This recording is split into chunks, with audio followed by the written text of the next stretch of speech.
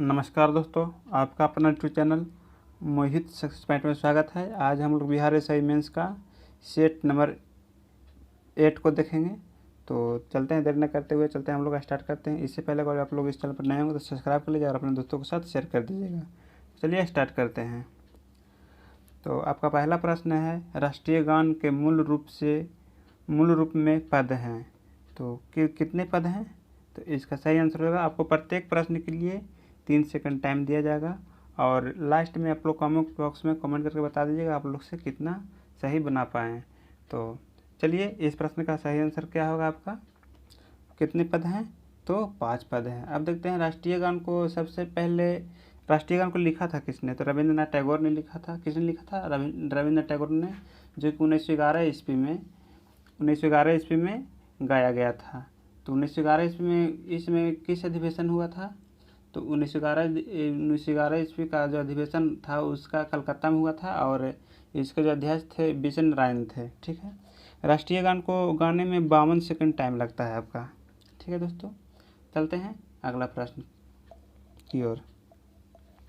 नीलगिरी और अन्नामलाई पहाड़ियों के बीच स्थित दर्रा है। कौन सा दर्रा है दोस्तों? नीलगिरी और अन्नामलाई के बीच, मलाई की पहाड़ियों के बीच कौन सी दर्रा स्थित है? तो इसका आपका सही आंसर हो जाएगा, कौन होगा दोस्तों? पालघाट। तो पालघाट किसके बीच में है? तो नीलगिरी और अन्नामलाई की पहाड़ियों के बीच है। अगर पूछे कि आपको से कि पालघाट की ऊंचाइया कितना है, तो पालघाट की ऊंचाइया कितना हो जाएगा आपको? 530 मीटर ऊंचाइया है। ठीक है दोस्तों, फिर चलते हैं अगला प्रश्न की ओर। आपका अगला प्रश्न है, तमिलनाडु राज्य का सबसे ऊंचा पर्वत शिखर है। तो तमिलनाडु राज्य की सबसे ऊंचा पर्वत शिखर कौन सा हो दोस्तों?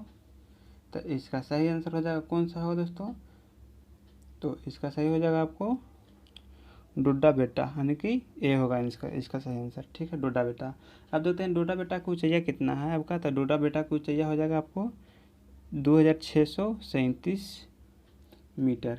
कितना हो दोस्तों? 2637 मीटर, जो कि भारत की दूसरी सबसे ऊंची चोटी है। ठीक है दोस्तों, अब चलते हैं अगला प्रश्न की ओर। अगर देखा जाए कोई तमिलनाडु है जो कि क्षेत्रफल की दृष्टि से भारत का 11वां राज्य है। कितना दोस्तों? 11वां राज्य है। क्षेत्रफल की दृष्टि से देखा जाए तो 11वां राज्य होगा। अब चलते हैं अगला प्रश्न की ओर। राष्ट्रीय महामार्ग संख्या, जिसको महामार्ग क्या बोलते हैं? NH। ठीक है, तो NH A1 के A का समाप्ति स्थल है। तो कोई क्या होगा दोस्तों? इसका आंसर सही आंसर हो जाएगा आपका लेह। ठीक है, इसका आंसर क्या होगा आपका? लेह। तो अब देखते हैं हम लोग कि लेह का जो अथी है लंबाई कितना है। तो लेह का लंबाई देखा जाए तो आपको हो जाएगा 1206 किलोमीटर आपका लेह की लंबाई है। ठीक है दोस्तों, और अगर देखा जाए कि तो NH की जो लंबाई होता है, जो संपूर्ण भारत में जितनी भी सड़क हैं, तो उसका जो देखा जाए तो 2% होता है, जो कि NH के नाम से सड़क नाम से जाना जाता है, यानी कि 2% लगभग संपूर्ण सड़क का 2% है, जो कि NH के नाम से जाना जाता है। ठीक है दोस्तों, तो चलते हैं अगला प्रश्न की ओर। 3 ओर से भारत को जो राज्य बांग्लादेशी से घिरा हुआ है। तो इस प्रश्न का सही आंसर कौन होगा? तो तीन ओर से पूछ रहा है दोस्तों, 3 ओर से भारत का जो राज्य घिरा है तो कौन सा राज्य है? तो आपका देखिए बांग्लादेश यहाँ पर होगा दोस्तों, भारत ऐसा गया है। ठीक है, और फिर यहाँ पर बांग्लादेश है, यहाँ पर फिर थोड़ा सा इंडिया का भाग है, फिर इस साइड म्यांमार हो जाएगा आपका। तो बांग्लादेश यहाँ पर है। तो आपका पूछा है कि बांग्लादेश से ये कौन सा राज्य होगा। ठीक है, तो इसका सही आंसर हो जाएगा आपका कौन सा होगा दोस्तों? तो त्रिपुरा होगा आपका। ये त्रिपुरा है, जो कि बांग्लादेश इस साइड पूरा घिरा हुआ है, इस तरह से पूरा घिरा हुआ है। और बांग्लादेश त्रिपुरा इस तरह से है। ठीक है दोस्तों, तो चलते हैं। अगर देखा जाए कि बांग्लादेश के साथ किस राज्य की सीमा लगता है, तो आपको बांग्लादेश के साथ कौन कौन सीमा हो जाएगा? पहले आपको त्रिपुरा हो जाएगा, फिर मिजोरम हो जाएगा, फिर असम, फिर थोड़ा सा लगता है दोस्तों असम हो जाएगा आपको, फिर मेघालय हो जाएगा, और पश्चिम बंगाल इस साइड पूरा हो जाएगा पश्चिम बंगाल। ठीक है, अब चलते हैं नेक्स्ट प्रश्न की ओर। पंडित जवाहरलाल नेहरू की सर्वाधिक चर्चित पुस्तक, यहाँ पर पूछ रहा है पंडित जवाहरलाल नेहरू की सर्वाधिक चर्चित पुस्तक की बात कर रहा है दोस्तों। ठीक है, तो इस प्रश्न का सही आंसर होगा आपका कौन सा होगा दोस्तों? तो इसका सही आंसर हो जाएगा कौन सा होगा? Discovery of India. ठीक है, कौन सा होगा? डिस्कवरी ऑफ इंडिया होगा, जो कि डिस्कवरी ऑफ इंडिया मैंने किसने लिखे थे? तो जवाहरलाल नेहरू लिखे थे। कब लिखे थे? तो अहमदाबाद जेल में उन्हें जब सबने अवज्ञा का आंदोलन हुआ था, उनको जब बंदी बनाया गया था अहमदाबाद जेल में। कहाँ? अहमदाबाद जेल में बनाया गया था। ठीक है, और उसी जेल में ये पुस्तक लिखे थे डिस्कवरी ऑफ इंडिया, जो कि बहुत चर्चित पुस्तक है। ठीक है, अब चलते हैं अगला प्रश्न की ओर। सूर्य और पृथ्वी के बीच चंद्रमा कब आता है? यहाँ पर पूछ रहा है दोस्तों, सूर्य और पृथ्वी के बीच। मान लीजिए कि आपका ये सूर्य है, ठीक है दोस्तों, और पृथ्वी, मान लीजिए कि आपका ये पृथ्वी है, ठीक है, इसके बीच चंद्रमा कब आएगा? और चंद्रमा इसको बीच कब आएगा दोस्तों? तो इसका सही आंसर हो जाएगा, जब ऐसा कब होता है, तो इसका सही आंसर क्या होगा? सूर्य ग्रहण लगता है तब। सूर्य ग्रहण लगता है तब फिर क्या होता है? चंद्रमा आ जाता है बीच में। अगर पूछे आपके से कि चंद्र ग्रहण कब लगता है, तो आपका चंद्र ग्रहण कब लगेगा? जब सूर्य और चंद्रमा के बीच पृथ्वी आ जाता है, यानी कि ये सूर्य हो गया आपका और ये चंद्रमा हो गया। ठीक है, चंद्रमा हो गया और ये सूर्य हो गया, और इसके बीच जब पृथ्वी आ जाएगा, यानी कि अर्थ आ जाएगा, तब चंद्र ग्रहण लगेगा। ठीक है, तो अब चलते हैं अगला प्रश्न की ओर। स्वेज नहर की लंबाई लगभग है। ठीक है दोस्तों, तो स्वेज नहर की जो लंबाई लगभग कितना है? तो इस प्रश्न का सही आंसर हो जाएगा आपका 168 किलोमीटर है। ठीक है, अब पूछेगा कि स्वेज नहर का लंबाई स्वेज नहर में आवागमन का स्थिति कब से चालू हुआ था? तो ये चालू किए थे लॉर्ड नॉर्थब्रुक के काल में चालू किया गया था, जो कि 1872 ईस्वी में चालू किया गया था आपका। ठीक है, अब चलते हैं। स्वेज नहर जो है जो कि भूमध्य सागर और लाल सागर को जोड़ता है। भूमध्य सागर और लाल सागर को जोड़ने वाला कौन सा है? तो स्वेज नहर जोड़ता है। अब चलते हैं अगला प्रश्न की ओर। वर्नाकुलर प्रेस एक्ट किस वायसराय के द्वारा समाप्त किया गया था? तो यहाँ पर पूछ रहा है वर्नाकुलर प्रेस एक्ट किस वायसराय के द्वारा समाप्त किया गया था? ठीक है, तो इसका आपका सही आंसर हो जाएगा रिपन के काल में। ठीक है, इसका क्या होगा आंसर आपका? रिपन का काल। अब देखते हैं हम लोग रिपन का काल कब से था। तो रिपन का काल हो जाएगा आपको 1880 से लेके 1884 ईस्वी तक हो जाएगा, रिपन का काल हो जाएगा, जो कि वर्नाकुलर प्रेस एक्ट 1882 ईस्वी में इसको समाप्त कर दिया गया था। ठीक है, और इसके जगह फिर स्थानीय स्वशासन का आरंभ किया गया था। क्या किया गया था? स्थानीय स्वशासन का आरंभ किया गया था। फिर पूछे आपको से कि लॉर्ड कैनिंग का शासन क्या होगा? तो लॉर्ड कैनिंग का हो जाएगा 1856 से लेके 1862 तक। ठीक है, 1856 से लेके 1862 तक हो जाएगा। फिर आपको से पूछे कि लिंटन का काल कब हो जाएगा आपका? तो लिंटन का काल हो जाएगा आपका 1876 से लेकर के 1880 तक हो जाएगा।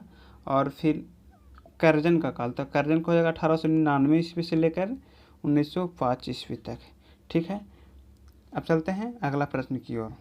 ठीक है दोस्तों, शेर शाह द्वारा निर्मित एक सड़क क्या है? तो सड़क ए आजम कहलाती है कहलाती थी, वह थी कहाँ से कहाँ तक थी? तो इस प्रश्न का सही आंसर हो जाएगा कहाँ से कहाँ तक था? तो कोलकाता से पेशावर तक था। कहाँ से कहाँ तक? इसको बनवाया था किसने? तो इसको बनवाया था शेरशाह ने बनवाया था, और फिर इसको फिर कंक्रीट किया गया था दोबारा, तो उसमें फिर जीटी रोड के नाम से जाना जाता है, जीटी रोड।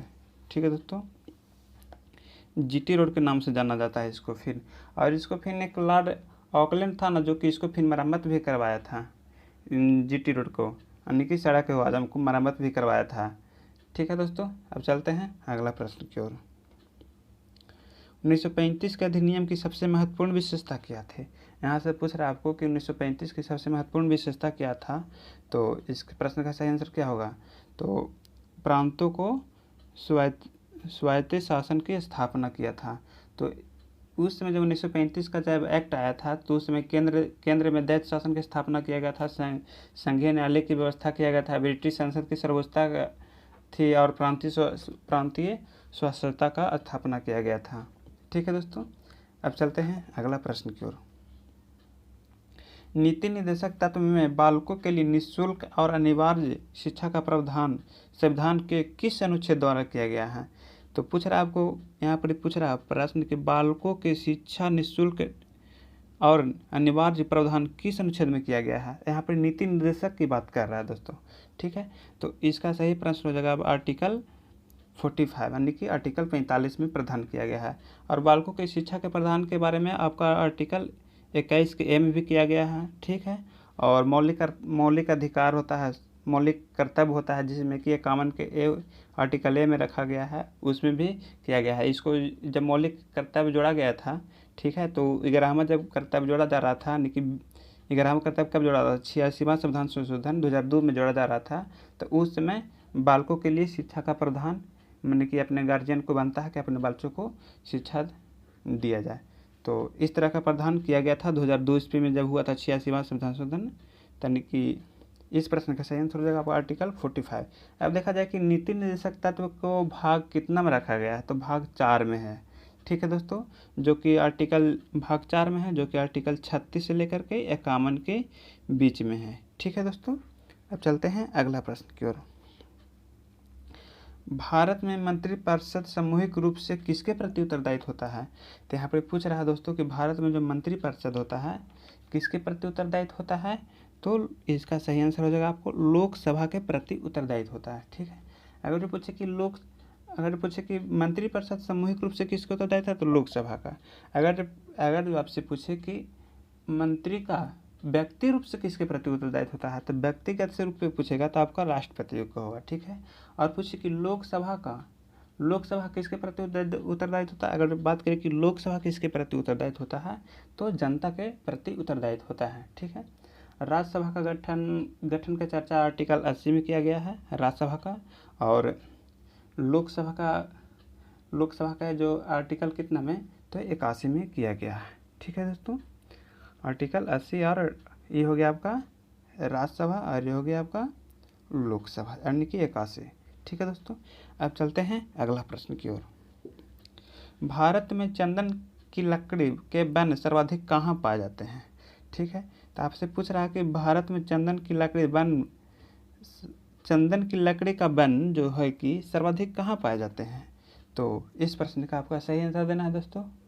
तो इसका सही आंसर हो जाएगा नीलगिरी की पहाड़ियों में पाए जाते हैं। कहाँ दोस्तों? तो नीलगिरी की पहाड़ियों में पाए जाते हैं, ठीक है। तो अब चलते हैं अगला प्रश्न की ओर। आकाश का रंग नीला होने का क्या कारण है? यहाँ पर पूछ रहा है आकाश का रंग नीला होने का क्या कारण है, ठीक है। तो इस प्रश्न का सही आंसर क्या होगा दोस्तों? तो होगा परिकर्णन के कारण होता है। किसके कारण होता है? परिकर्णन के कारण होता है, ठीक है। अब देखते हैं कि आकाश का रंग परिकर्णन के कारण होता है, ठीक है। अगर आपसे पूछे कि किसी वस्तु का पानी में जब डुबाया जाता है तो उसका जो होता है कि भार थोड़ा सा ऊपर उठा हुआ नजर आता है, तो इस किसके कारण होता है? अपवर्तन के कारण होता है, ठीक है। अब चलते हैं अगला प्रश्न की ओर। आपका अगला प्रश्न है, जब पानी उबलता है तो इसका ताप क्या होता है? तो इसका ताप क्या होता है? डॉट, यानी कि क्या होगा दोस्तों? पानी की बात यहाँ पर किया जा रहा है, ठीक है। तो जब पानी उबलता है तो इसका क्या आंसर होगा आपका? एक समान स्थिर रहता है। जब पानी उबलता है तो एक समान स्थिर रहता है। अगर इसको से बात किया जाए कि 4 डिग्री सेल्सियस पर इसका देखा जाए, 4 डिग्री सेल्सियस पर देखा जाए तो पानी का घनत्व होता है जो कि सर्वाधिक अधिक होता है, यानी कि मैक्सिमम होता है, सर्वाधिक होता है 4 डिग्री सेल्सियस पर। और 0 डिग्री सेल्सियस पर देखा जाए तो आयतन होता है जो कि सर्वाधिक होता है, ठीक है दोस्तों। 0 डिग्री सेल्सियस पर आयतन अधिक होता है और 4 डिग्री सेल्सियस पर इसको घनत्व अधिक होता है, ठीक है। अगर जो बात करें कि उबलते हुए पानी में जब हम अपना हाथ को डालेंगे तो जितना कि पानी का जो वाष्प होता है उसमें हाथ डालेंगे तो अपेक्षा जो पानी का जो वाष्प में हाथ डालेंगे उससे ज़्यादा ज्वलन होगा, यानी कि ज़्यादा ज्वलन महसूस होगा हाथ को, ठीक है। अब चलते हैं हम लोग अगला प्रश्न की ओर। जल की अस्थायी कठोरता निम्न में से किसकी उपस्थिति के कारण होता है? तो जल में जो अस्थायी कठोरता होता है, अस्थायी कठोरता की बात कर रहा है, किसकी उपस्थिति के कारण होता है, ठीक है। तो इसका सही आंसर हो जाएगा आपका किसके कारण होता है, कैल्शियम सल्फेट के कारण होता है। ठीक है दोस्तों, किसके कारण होता है, कैल्शियम सल्फेट। अब इसको में देखा जाए कि कैल्शियम, यहाँ पर देखिए, यहाँ पर कैल्शियम सल्फेट के कारण इसको अगर पूछा जाए कि जल की स्थायी कठोरता मुख्य रूप से कैल्शियम मैग्नीशियम का सल्फेट के मिलने से मिला होता है। ठीक है, और अगर पूछा जाए कि आपको कैल्शियम क्या सोडियम कार्बोनेट, ठीक है, तो सोडियम कार्बोनेट बाइकार्बोनेट का जो इसको क्या बोलते हैं, खाने का सोडा बोलते हैं। सोडियम बाइकार्बोनेट का बोलते हैं खाने का सोडा। ठीक है, और इसको फॉर्मूला पूछे आपको से, तो फॉर्मूला हो जाएगा आपका NaHCO3। ठीक है दोस्तों, अब चलते हैं अगला प्रश्न की ओर। फीफा कप, यहाँ पर सॉरी फीफा कप, ठीक है, महिलाओं का विश्व कप 2019 का विजेता कौन रहा है। ठीक है, तो इसका सही आंसर क्या होगा आपको दोस्तों, अमेरिका रहा है। कौन रहा है दोस्तों, अमेरिका। ठीक है, अब चलते हैं अगला प्रश्न की ओर। राष्ट्रीय प्रौद्योगिकी जिसको बोलते हैं नेशनल टेक्नोलॉजी दिवस हर वर्ष मनाया जाता है। तो नेशनल टेक्नोलॉजी दिवस हर वर्ष मनाया जाता है, तो कब मनाया जाता है, तो इसका सही आंसर हो जाएगा आपको 11 मई को मनाया जाता है। कब मनाया जाता है, 11 मई को। अब चलते हैं अगला प्रश्न की ओर। कॉकरोच के शरीर में चलने के लिए कितनी टांगें होती हैं। ठीक है, तो कॉकरोच के शरीर में चलने के लिए कितनी टांगें होती है दोस्तों, तो इसका सही आंसर आपको देना है। तो इसका सही आंसर हो जाएगा आपका 3 जोड़ी होती है। ठीक है, अब कॉकरोच में 3 जोड़ी टांगें होता है और इसमें 13 चेम्बर होते हैं। ठीक है, इसमें 13 कॉकरोच में 13 चेम्बर होते हैं। ठीक है, अब चलते हैं हम लोग अगला प्रश्न की ओर। प्रकाश संश्लेषण किस रंग के प्रकाश में तीव्रतम गति से होती है। यानी आपको से पूछ रहा है कि प्रकाश संश्लेषण होता है जो किस रंग में तीव्रतम गति से होता है। तो इसका सही आंसर क्या होगा दोस्तों, तो लाल रंग में होता है। ठीक है, अब देखा जाए कि लाल रंग में सर्वाधिक यानी कि तीव्रतम गति से प्रकाश संश्लेषण होता है, और सबसे कम पूछेगा आपको से तो बैगनी में होता है। ठीक है दोस्तों, अब पूछा जाए कि आपको से प्रकाश संश्लेषण में कौन कौन सहायक होते हैं। तो प्रकाश संश्लेषण में कार्बन डाइऑक्साइड हो जाएगा, आपका पानी हो जाएगा, क्लोरोफिल और सूर्य का प्रकाश सहायक होता है। ठीक है, अब चलते हैं नेक्स्ट प्रश्न की ओर। निम्न में से किससे क्लोरोफिल नहीं होता है। ठीक है, निम्न में से क्लोरोफिल नहीं है। ठीक है, तो यहाँ पर ही होता है। ठीक है दोस्तों, तो क्या होगा इसका दोस्तों, तो इसका सही आंसर हो जाएगा नहीं का बात किया जा रहा है, यानी कि नहीं की बात किया जा रहा है। तो इसका सही आंसर क्या होगा आपका, सी, यानी कि कवक होगा आंसर। ठीक है, अब कवक में देखा जाए कि क्लोरोफिल नहीं होता है। ठीक है, और क्लोरोफिल में केवल पादप कोशिकाओं में पाया जाता है। ठीक है, क्लोरोफिल होता है जो केवल किस में पाया जाता है, पादप कोशिकाओं में जाता है, जंतु में क्लोरोफिल नहीं पाया जाता है। ठीक है, क्लोरोफिल के केंद्र में मैग्नीशियम का परमाणु होता है। ठीक है दोस्तों, अब चलते हैं हम लोग नेक्स्ट प्रश्न की ओर। निम्न में से किस धातु को अलोह यानी कि नॉन फेरस मेटल कहते हैं। ठीक है, नॉन फेरस मेटल धातु है, तो इसका सही आंसर हो जाएगा आपका कौन होगा दोस्तों, एल्युमिनियम होता है। ठीक है, तो एल्युमिनियम जो होता है जो कि नॉन फेरस मेटल धातु है। ठीक है, और अगर तो पूछे कि एल्युमिनियम का अयस्क कौन कौन सा है, तो एल्युमिनियम का अयस्क हो जाएगा कोंडम हो जाएगा, फेल्डस्पार क्लोराइड हो जाएगा, ये सब एल्युमिनियम के अयस्क हो जाएगा। ठीक है, अब चलते हैं हम लोग अगला प्रश्न की ओर। निम्नलिखित में से कौन सा उत्कृष्ट गैस नहीं है, उनकी नोबेल गैस नहीं है। तो इसका आपका सही आंसर हो जाएगा, आपको कौन सा होगा इसका, तो आपको बात किया जा रहा है इसमें नोबेल गैस की बात किया जा रहा था, तो इसमें आंसर हो जाएगा आपका ब्रोमीन। नोबेल गैस नहीं है तो ब्रोमीन है जो कि नोबेल गैस नहीं है। ठीक है, ब्रोमीन है जो कि एक द्रव धातु है। ठीक है, द्रव धातु, इसको ब्रोमीन है जो कि द्रव धातु है। ब्रोमीन को साधारणतः पर गहरे लाल बादामी रंग के द्रव में रूप में पाया जाता है। ठीक है, अब चलते हैं उत्कृष्ट गैस को जो होता है ना, उत्कृष्ट गैस को अक्रिय गैस या दुर्लभ गैस भी कहते हैं, यानी कि उत्कृष्ट गैस को हम लोग अक्रिय गैस या दुर्लभ यानी कि आसान से नहीं पाए जाने वाले कि दुर्लभ गैस भी कहते हैं। ठीक है, अगर तो पूछा जाएगा आपके कि नोबेल गैस में कौन कौन आता है, तो नोबेल गैस में आपको हो जाएगा आर्गन आ जाएगा, रेडान आ जाएगा, नियॉन आ जाएगा, जिनॉन आ जाएगा, हीलियम आ जाएगा और क्रिप्टॉन आ जाएगा। ये सारे किस में है, तो नोबेल गैस में आते हैं। अब चलते हैं, आपका आखिरी प्रश्न है, रासायनिक दृष्टि से एंजाइम क्या है। यहाँ पे पूछा जा रहा है कि रासायनिक दृष्टि से एंजाइम क्या है, तो इसका सही आंसर होगा आपका प्रोटीन हो जाएगा। ठीक है, तो रासायनिक दृष्टि से एंजाइम प्रोटीन होता है। ठीक है, अगर पूछा जाए कि आपको कार्बोहाइड्रेट, तो कार्बोहाइड्रेट या शरीर को ऊर्जा प्रदान करता है, कार्बोहाइड्रेट होता है जो कि शरीर को ऊर्जा प्राप्त करता है। अगर पूछा जाए कि ऊर्जा विटामिन किससे प्राप्त नहीं होता है, तो विटामिन जो होता है कौन कौन से विटामिन, तो विटामिन ए से प्राप्त नहीं होता है, vitamin B1, B6, B12 ETC इस सारे से ऊर्जा प्राप्त नहीं होता है। तो आज का सेक्शन कैसा लगा दोस्तों, प्लीज़ कमेंट बॉक्स में कमेंट करके ज़रूर बताइएगा, और आपको अगर जो अच्छा लगा होगा तो लाइक कर दीजिएगा और अपने दोस्तों के साथ शेयर भी कर दीजिएगा। अगर अभी तक सब्सक्राइब नहीं किए चैनल को, तो सब्सक्राइब कर दीजिएगा। तो फिर मिलते हैं नेक्स्ट वीडियो में। Bye bye, take care.